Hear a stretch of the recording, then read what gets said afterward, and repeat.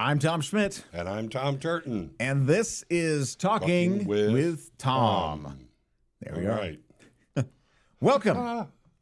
Catchy title. Yeah. Oh, yeah, it is. Very creative title. You know, it took a lot of hours and manpower to come up with that. And a crew, Title. and a whole crew of people. Whole crew. Yep. A whole platoon, you might even say. Man, dozens and dozens. Yeah. Well, Tom, we're coming off of Labor Day weekend. Yum. You guys were off unscripted yesterday. Yes, we were. We had one of our best of shows Right. that we Yep. ran. Yeah. You were busy. A little bit, yeah, Yeah. working away on the Labor Day. Did a little bit of traveling, and then, you know, it was the first weekend of college football. Yes. Football was back, so Yes, it was. Yes, it was.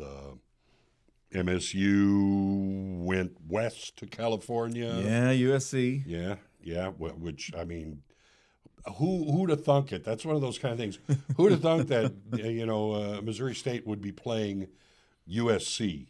Oh, I know. In a ball Yeah. game. But what an opportunity, and it's just more forward progression. Anyway, you Yeah. look at it. And looking ahead at their schedule for MSU, they play SMU Yes. this year. I mean, Yes. these recognizable teams now Yeah. that people know more so than the previous conference they were a part of. I mean, I don't want to be trivial about it, but it's like they're in the big leagues all of a sudden. Yeah, D1, Yeah. man, big Pretty time. good, pretty good. So hopefully, this is a good season for them. Let's hope. Yeah, although they took a beating. They on the did, but weekend. it was USC. I mean, did really anybody go, how did that happen? I mean, it is USC. That No, is nothing against, our football team, No. but they were up against a powerhouse in the nation, not just in a state, in the No. nation. No, they're big. Yeah. Big time over there. And they showed it on Saturday for sure. Well, what was your weekend like? You had 3 days off? Mine was kind of relaxing. I've had kind of a upper respiratory, just congestion and stuff like that. So yeah. I took it easy. I mean, I did things around the house, and I did the grocery shopping and laundry and Oh, wow. all that Fun kind of stuff. Yeah, just tons of fun. And then I sat outside a lot because it was great weather. It was just, I even sat outside in the rain because it wasn't heavy, but it was kind of refreshing. And I noticed a change that in the rain itself. Oh, really? Yes, it was a cold rain. I mean, the water was cold. So many times if you go out during the summer and the rain hits you, it's not cold water. It's kind of warm. Yeah. This was cold water, cold rain. Well, signs of change Yes. already forming. And on that note, I guess we can go ahead and turn the page All right. on that. And let me get you in here. There you are. That's Meteorological summer yeah, came to an end. it did. It did on the 31st. Yep. Runs from June 1st through August 31st. The meteorological seasons are based on the calendar as opposed to the astronomical seasons based on the tilt of the Earth and the Earth's rotation around the sun, all that stuff. Yeah. I think I said 31st. I meant the 30th. Isn't it? No, there's 31 days. Yeah, August. 31. 30 in 31st. September. Yes. Yes, that is correct. That's it. And it was pretty average in terms of temperature. We lean a little warmer overall, but it was less than a degree warmer, 0.9 warmer. Yeah, so when you average it all out, I mean, there were some, Oh, yeah. several days we had in a row where we were bumping up toward that 100-degree mark. We got close. But, and I'm sure that some communities, you did have temperatures in the low 100s. Yes. So, yeah, Branson got, I think, to 100. Mountain Home, Arkansas, 103. Yeah. And those are couple the official times. temperatures. Those are 1 point, in a county, or in a town, whatever it might be. Right, yeah. And it's not necessarily where you are. It could have been warmer there. I guarantee if you were on asphalt or something, it was much warmer. Easily. Yeah, exactly. Yeah. Tom, the biggest change noticed about this summer Yeah. was that remember how wet everything was? It was through June Yeah. and then the first 2 weeks of July. Yes. And Rain, then the rain, and faucet rain. was turned off kind of after It just shut down. July 17th through the month of August, 0.19 inches of rain. that. Oh, okay. Not even 0.2 of an inch. No, You that's find 6 hard. weeks. You have to get a really good ruler to find that. Yeah. Yes. And so it was like just flipping a switch. Yeah. Crazy What how that lined happens up. in the Ozarks? A lot. Yeah. Yeah. It's feast or famine, and this was a perfect example of feast and then famine. It was. And you may remember, even in June, we were still dealing with some severe weather. We had a couple tornadoes, not many. Yeah. 10 tornadoes in Missouri at the start of June. Yes. And then the end of June had that windstorm, the second of 2 windstorms Right. this year to come through. That they've still been cleaning up from. Oh. I think official cleanup has kind of come to an end. Yeah. But that was within the last week or so that happened. You can still see some of the leftover impact from that. Tree damage, power lines, a lot of those are fixed by Fences. now. Yeah, fences. There's a radio station I listened to. Yeah. It was KWPQ, or I can't remember what it was now. It was a low power station, Right. a blues station here in town. That windstorm took them off the air, and they're not back on. They're not back I yet. can't listen to them anymore. No, they're done. That's a shame, too. The allergy reporter, Yeah. the official measuring station, that was blown down in those storms as well. So we don't have an official, like an actual measuring station in Springfield anymore for the time being. I didn't For I allergies. didn't realize that. Yeah. Yeah, there's The no pollen counts pollen and- count. Mm. Yep, the actual measurements are having to now be estimated based That on may what be we're seeing. that may be really unique because I know when I was doing weather, you always gave a pollen count and what was the dominant, Oh, yeah. score. Planting was really big through a good portion of the year, Okay. but I do not recall it ever going down and not being reported. But it's down now. It's down. I'll It be was darned. blown, and it may have been, I can't remember if it was the April event, Yeah. April 29th, or if it was June 29th. But one of those windstorms took it out and hasn't been up since then. Well, they were both. They both packed a punch. Yeah, 80 to 90 mile an hour winds. Yeah, I Both know. storms. I was filling up my gas tank when it hit, and it literally nearly knocked me off my feet. Oh, Because my it gosh. came in with a punch. It There was did. a gentleman right near me couldn't get out of his car because every time he'd try that, his door would slam on him. He couldn't Wow. get out of his car. So that's how the summer started Yeah. in June. Yes. Crazy stuff. And then, like you're saying, just kind of shut off. And now we went from no drought at all coming out of July to now we're starting to see some moderate to severe drought in the Ozarks. It's pretty crunchy out there. It is. It's amazing how fast it happens, too. I know. I know. One moment you feel like you've got to cut your lawn every few days just to keep up. Not anymore. And I know. I mean, yeah, there's parts I should cut, but by and large in my yard, it's like I'm just going to be throwing dust around. Right. Yeah. Kind of crazy. And this August went down on record as the driest August in Springfield history. There you go. Yeah. And overall, the meteorological summer season was the 25th driest. So June, July, August, combine them all. 25th the driest. Well, we've had a lot of seasons. Yes. So That's from true. back 1880s when they started keeping Yeah, those I think records? it's 88. It's It somewhere might- in the 80s. Yeah, I want to say it's 88. I think some cases it goes back a little further than that. Yeah. I think Springfield is 88. Okay. But there you go. It's over. Amazing. Going into fall. Thank you, sir. Aha. Oh, 2 questions. All right. Thanks, Jake. We got our trivia questions received. Okay. Heat or rain? Which ones do you want? I'll do heat. Heat. Sure. Okay, so you'll ask heat. I'll ask heat. Okay. We'll hang on to those till the end. Well, moving right along here. Tom, you did a Turton Back Time segment today on Unscripted. I did. And real quickly, tell us a little bit about what that is. What's the purpose of it? Basically, I look at specific dates for the week. Like this week it will be between the 1st and the 5th. All right, and then I'll jump to the next week, of course. But I look at different happenings that went on certain dates, and you go back however many years the record will go. Right. And I found a really interesting one that the anniversary of its launch was September 5th, back in 1977, Okay. and that was the Voyager 1 spacecraft. All right? Okay. Now, it is out, it may be past the heliosphere now, or it's way out there, way out there.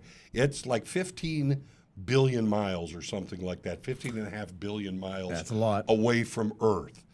It did that in May. Okay. Right. Now, to give you an idea, in November of next year, of 26, Okay. it is going to be at 16.9, maybe 9.5, close to 9.5 billion miles away from Earth. So it has traveled 16.9 billion miles in November of 26. That is one light day. One light day. It's pretty astounding. Yeah. Yeah. So 16.9, so we'll say, just to round it up, 17 billion miles away. Multiply that number by 365. Yeah. And now you get an idea of the distance in a light year. Because light year isn't a measure of time, it's a measure of distance.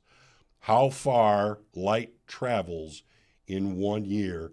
And it travels about 186,000 miles a second. Right. Yep.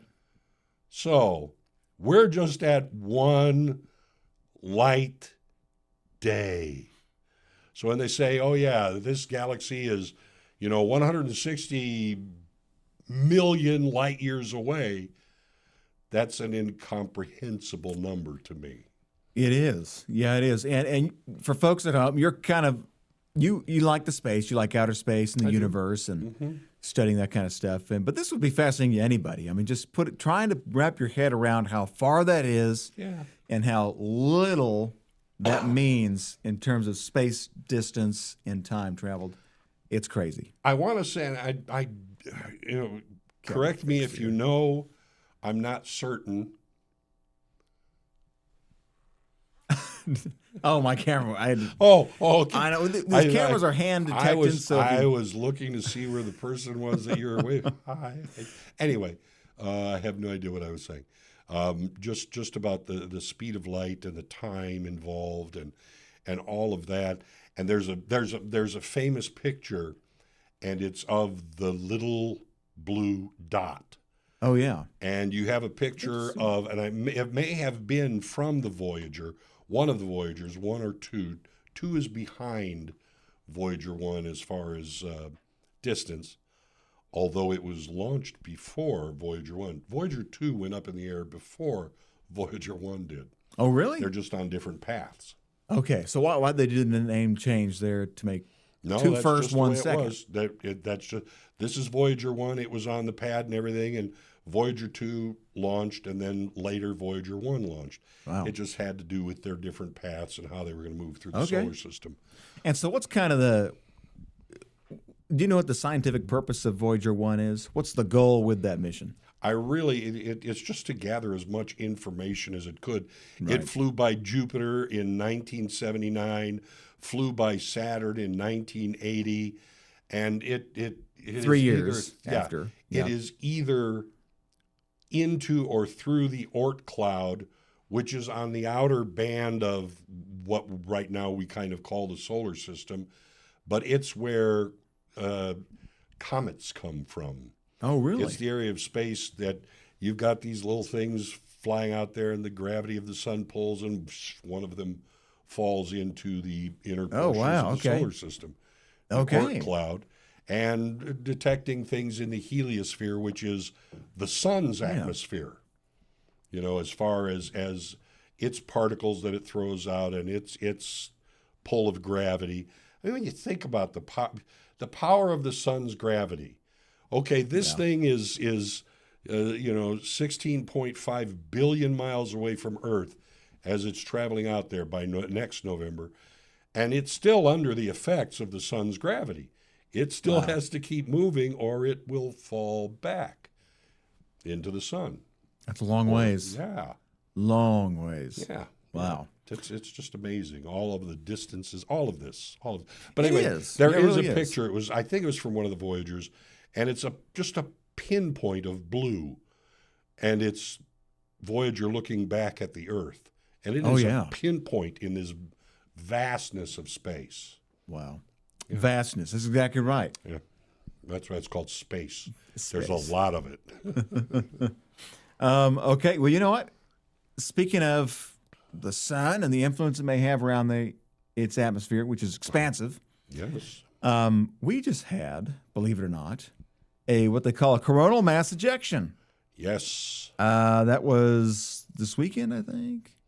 Here it is. I think so because they were talking about the aurora might be Oops. There we go. visible into the United States, the contiguous United States. Does that bring it up there? I don't see it up there. Nope. Oh, it's wrong. Okay. Let's try this now. Okay. There. There it is. Some There kind it of is. streaming thing. It's got to be put on the same one. Yes. I don't know. But here it is. This is the video I wanted to show. This is the coronal mass ejection from the Space Weather Prediction Center. Oh, that's in motion too. This is motion. There it is. That would be the, Boom. yeah, just a burst of energy coming out of the sun. This was last night, according to the timeline down there at the bottom, around 10 o'clock or 11 p.m., somewhere at that time, last night or early this morning. And, whoops, lower third, ignore that. That's not right on our screen. But what that did was it created what they call a K index, Okay. which I guess is kind of a response to the coronal mass ejection. Mm-hmm. And that was estimated to be a K6, which has now prompted a G3 magnetic storm watch. All right. And so you can see the spike taking place there right before midnight into early this morning. And according to the space weather, we are now in a what was G3 earlier? It looks like they've dropped it down to G1. Okay, so we had G3, it peaked at that, and now it looks like a G1. Where is it? Let's try that one. A G2. Key message. Okay. All right. So that's what that produced. So there you go. Yeah, and I was reading early morning hours, like 3 to 5 or something a.m. in the morning. But it's for the northern tier of states. It's not Yes. not down here like the last time when we had one where you could see it here in Missouri. No. But nonetheless, I'll get off that. I mean, that kind of coronal ejection, if not for our electromagnetic, our atmosphere and all of that, Oh, yeah. we'd be fried. Every time one of these passed by, it would just decimate life. Yeah, send us off the planet. Which is why you've got to take care of the atmosphere. Yeah, we need that protection layer for sure. Yeah. Yeah. Can't get rid of that. Nope. But interesting stuff. Yeah, G3 is what it was. Now it's a G2. No northern lights. Not with this one. Not down here. Not for us, I don't No, think. no. But folks up north, parts of Canada, may see some of those impacts. Yeah, the Dakotas, Minnesota, places like that. New York, Yep. Could be in there. Maine. Yep. Well, Tom, moving right along All right. to the next little topic here. And I kind of wanted to get your thoughts on this, having lived longer Okay. and seeing these changes possibly firsthand. All right. A lot of studies as of the start of this year, looking back at this past spring and then even as late as early this August, a lot of studies have come out with the headline saying that the United States population is getting more and more out of touch with farming roots. Because we started as kind of an agricultural society, Right. and now there's been this shift from rural to urban. Right. I think that's kind of the natural progression of societies. Right. And so I want to start with some facts, and we'll get into kind of the more extemporaneous comment part of this. All right. But the USDA says that back in 1935, there were 6.8 million farms around the country. Today, there's 1.88 million farms, under 2 million farms in 2024. The farm land, the amount of acres, peaked in 1950, which is 1.1 billion acres of farmland. And today it's at 876 million acres of farmland. And the farm size also grew from 200 acres in 1950, so smaller farms, to now 466 acres on average in 2024. And it's something else interesting. This came from the American Farm Bureau Federation. This information here did. They say farming is also no longer self-sustainable, meaning 77% of farm income came from off-the-farm sources. So a lot of farmers have day jobs, and that's kind of supports the farm nowadays. And the farm only supplies about 20%, which I thought that was an interesting stat. Very much so. And you can kind of see why, according to the Farm Bureau, the median farm income, so, the half, so you just take half more, half less. Right. That's the median, so it's not necessarily the average. The median farm income lost money in 2020, 2022, and 2023. So they lost $1,200 in 2020, $800 in 22, and they lost $900 in 23 on average. And the median farm made money in 19 and 21, not more than $296 profit in 19 and $210 profit in 21. Now that's just the median. So obviously some made less and others made more. Yes. But overall, the median number is pretty shockingly low. It truly is. If I it's wonder, not I mean, money. considering it's 2020, 2022, 23 in there, 20 wasn't that the start of COVID? Yes, it was. I wonder Yes. if any of that figures in to that lost money. I mean, I would Yes. think so, because your supply lines were stopped in many instances. Yes, they and were. That's coming and going. And you can't run a farm too well if you can't get your product to market, and no one's going to market to buy your product, and yada, yada, et cetera, et cetera. So I'm sure that had to have, an effect in those years. Yes, it's definitely an outside factor. And the data they had only went back to 5 years. Yeah. It was 2019 to 2023 was the coverage or 24 was the coverage that they had on there. Yeah. And so I'm not sure how that trended before COVID Yeah, I don't and know. what it was last year for 24. That wasn't in that data group either. I mean, one of the first things that you said about 6.8 million farms in, 1935? Yeah. 1.88 million farms in 2024. I think we've seen farms being swallowed up. You're not having so much the mom and pop kind of farm, a family farm, Right. as corporate farms. Yes. And you have a lot more intrusion of population. I know when I grew up, my grandfather lived on a home. He built it, and it was on the highest point in Lake County, Indiana. That doesn't mean there are mountains there. It was just that was Right. the highest point. Yep. There was a house on either side of him, and a few houses, and I'm talking along the road, maybe a mile or so away from him. Okay. And then everywhere else was corn and soybeans everywhere, as far as you could shoot a cannon, kind of thing. And now none of that is there. It's all subdivisions. It is. Sure. Like the suburbs or whatever you want to call it. And yes, there's a lot of farmland. I mean, if you drive through rural Indiana, rural Missouri, you'll see a lot of farmland. Yeah. But not if you compare to what it was at one time. So our food supply is getting smaller and smaller, and it's owned by fewer and fewer individuals, for want of a better word. So the data is it's this USDA also had this on there. It was 2% of Americans are farmers. Uh-huh. So the old saying, you might hear this occasionally, is 2% feeding the 98%. Right.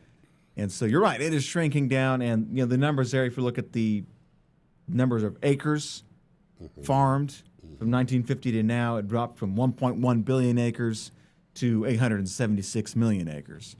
So it has shrunk. We've seen those changes.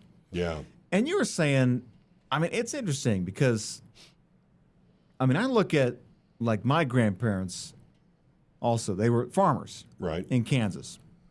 And my parents did everything they could to get away from the farm.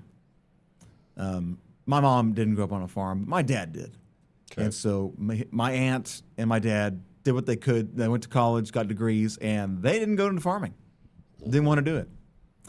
And so we've kind of skipped that generation Yeah. a little bit. And so there's, you know, what would that be? 2 generations between me and the farming part of my family. Your grandparents? Yes. Yes. And so like, I'm not a farmer. Now my brother, he lives out on the family farm again. Yeah. So he kind of took over that operation from them. But you know, that's a period where everybody was, you know, kind of driven toward go to college, better Yes. yourself, Yeah. get a degree. That's true. And that means getting out, which is, you know, a lot of children from farm families, they Yeah. went to, again, now urban areas more Yeah. than the rural areas. So that was a bleed off of a lot of future of farms. It was. It would have been the, let's see, early 80s.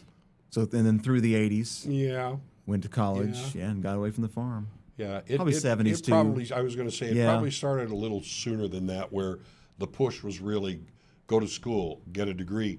Unfortunately, it did not say go get a degree in agriculture.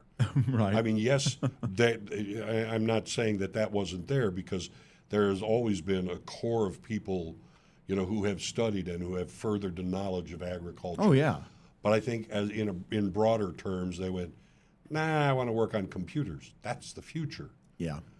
you know. It's true. And because of that, we lost, not realizing how much computers figure into farming now. Right. You know, combining the agriculture with the computer science, that if you want to sustain a society, I would think that'd be a way to do it. Yeah, no kidding. I mean, you know, and farmers, they're not like, you know, dirt farmers. Oh, we don't know what technology is. No, are you kidding me? Farming today is, Oh, it yeah. incorporates all computer science, Absolutely. all technologies. You don't There's get some cool stuff. You don't get that straight row going for, you know, acres and acres without GPS, No. or straight row, or following the contour of the Or even topography. self-driving. I mean, self-navigating Yes, yes. tractors and farm equipment. Yeah. Yeah. Well, you know, when we talked about records, keeping records, some of the best record keepers you will find anywhere when it comes to weather are yeah. farmers. And I guarantee their records go back before the 1880s. Yeah, if you get a generational farm, yeah. Yeah. You'll find them. It's That's probably right. amazing. And it's, gosh, I cannot even imagine. That is a tough profession, a tough life. It'd be hard. Well, that's part of the reason why I imagine this study from the Farm Bureau says that a lot of these farmers, you know, they have to get jobs outside of the farm just to be able to sustain Yeah, their living. And my grandparents did the same thing. My grandmother was a teacher, sure. and so they had that side income. My But brother today is a salesman and then farms on the side. But I cannot imagine what some of those machines that they use on farms now, the Oh, my cost of gosh. those alone is, I mean, it's astronomical. Hundreds of thousands of dollars. Easily. Yeah. Easily. It's crazy. And so that's kind of the problem you run into. It's not really fathomable to get started in farming because Yeah, you got to have $1 million. If you're going to do it right, I would think so. Land I would prices are think out of so. control. Equipment's but out of control. of course, you're mortgaging Yeah. your land again, but you have to own the land too. Yeah. You know, you can't have a mortgage on a mortgage on a mortgage. That's you don't borrow from Peter to pay Paul, or you tend to fail. Yeah. So yeah, it's an incredibly difficult job, and just to keep up, I cannot imagine that expense and the learning curve for something like that. You don't just go, I'm going to be a farmer. Usually not. You Yeah. better know what you're doing, or you're not a farmer long. That's true. Yeah. Well, and so I guess the premise of all this is with the the population shifts Uh-huh. and the just astronomical costs of getting into farming, discouraging maybe those that maybe have an interest in it Yeah. from getting involved. What does that mean for Americans? I mean, this is all just, question stuff. But is there going to be a growing disconnect between the two lifestyles? Will people really understand where their food comes from? And is it even important to understand where your food comes from and how it's processed? It's a good question. I really don't know, because I don't think most Americans are aware of it. Right. I don't know if I hate to say this, I don't know if they care. They just want to make sure that it's in the store when they want it. Maybe so. And they may not give a thought to the line of succession of how it got to that spot. Right. They just get mad at the manager at the grocery store. How come my stuff isn't here? So I don't know. I mean, I may be, being very simple-minded where that's concerned. I I don't think many people, really know where it comes from. Maybe not. It's kind of an interesting question to talk about. And does it matter? I mean, should there be an appreciation for where your food comes from? When you say it like that, there's got to be an appreciation one way or another. That's why people sit around a table and say grace or whatever. Sure. You've got to be thankful, but you need to know the whole, design involved, why and how it got somewhere, and why is it as good as it is. Yeah. Because as a country we insist on quality. How does it get to that quality? Who are the people? Because yes, it all comes down to who are the people responsible for it, and that's a heavy weight on those people. it is a lot of hard work. Oh yeah. Time and dedication. It's not always a sure thing. The farm loses money some years; it makes money other years, and that's and it's hard work. You are at the mercy of Mother Nature. Yeah, in a big way. Something you can absolutely do nothing about. That's true. You find the best way to brunt any kind of blow that comes your way, but Mother Nature wins. Yeah. You can hold her off a little bit, but in the long run, you're counting on being able to, seed the field, gather the crop. You're saying understanding about farming. Okay, you can see the big bales of hay, right? Around. Oh yeah, All right. What do they do with those? Do you know what they do with them? Well, yeah, they Okay. give them to cattle, typically. Do they? Yes. Do they sell them? Yes, they do. Where do they sell them? I don't know where they See, sell that's them. what I mean. We don't know the process. It's like I know that it goes to market somewhere, or hogs go to market somewhere, or green beans go to. Who do you call? You don't look up green bean sales place. Hey, I got a bunch. A co-op. So, yes, a co-op. But see, that whole bundle of knowledge, how does it get from in the ground there, or in the pan, or whatever it is, to my table? That's true. And and when you stop being an ag community and you become more of a manufacturing, you lose the knowledge of how that works. Yeah, that's true. And perhaps we have lost a little bit of that. I think so. So you have it, folks. Appreciate the farmers. Appreciate the farmland when you go on those long Farmers, country the roads. ranchers, all of those people who work the land. Yeah. Because I can't do it. It's a lot. Mm-hmm. All right. Well, Tom, I said we go ahead and jump in and do a little bit of trivia All to right. wrap up this episode of Talking with Tom. Okay, we each have a piece of paper Yes. with some trivia on it. You want to read the questions first? Or do you want me to read yours? Okay, let's see. Oh, here's your buttons too, by the way. Oh, I have, okay. Forget those. Oh, yeah, all right. Some fun facts, since mine is about heat. Okay. A lightning strike is briefly hotter than the surface of the sun. I think we've talked about that before. Yes. Yep. 53,500 degrees Fahrenheit, which is about 30,000 degrees Celsius.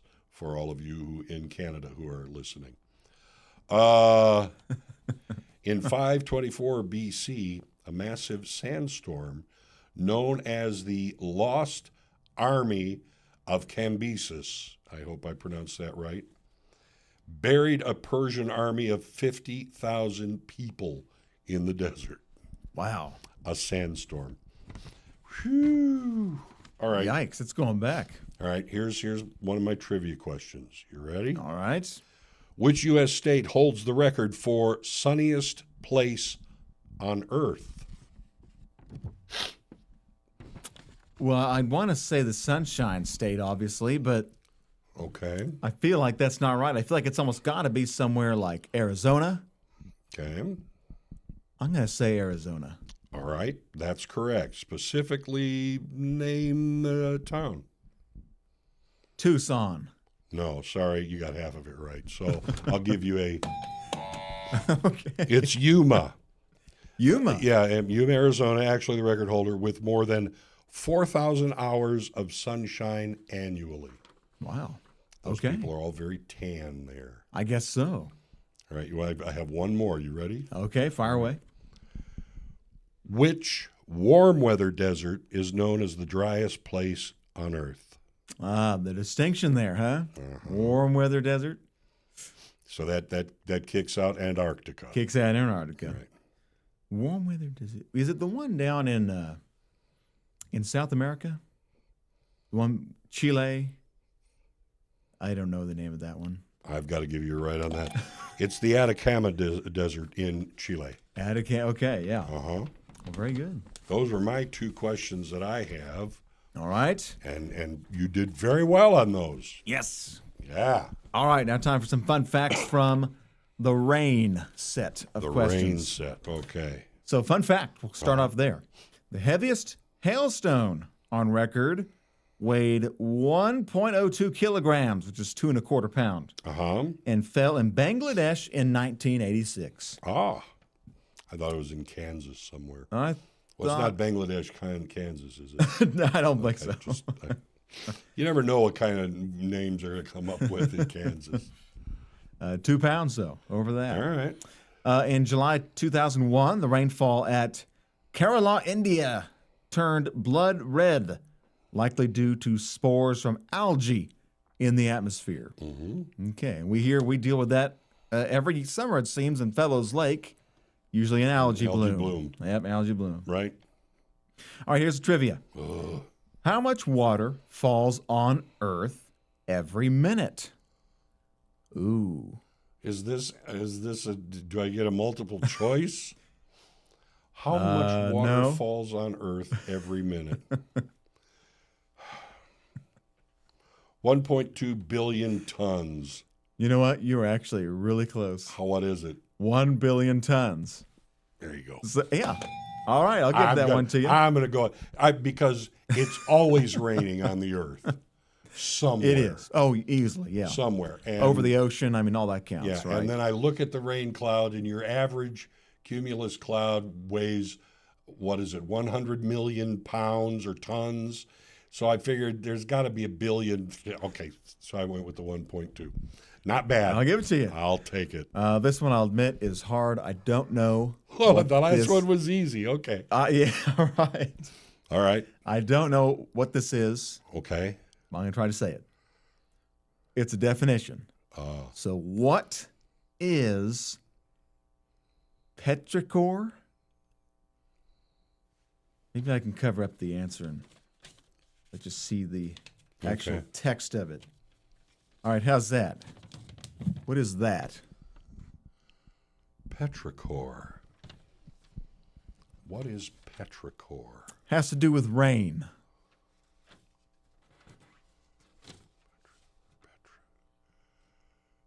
Petrichor. When someone thinks it's going to rain, what is something they might say? Feels like rain. No, not. Smells like rain. Okay, so that's linking a sense to something. Yes. Yes, yeah. I never heard of that. I hadn't either. It is the distinct smell of rain. Okay. Which is apparently a real thing. It said it comes from compounds released by bacteria in the soil. Very good. Someone- Petrichor. Petrichor. So someone says it smells like rain. Yes, that's petrichor. Exactly. I could spot it a mile away. Might say you could smell it a mile away. You know, Yeah. we really need to not use words like that because people already look at meteorologists and stuff like he's weird.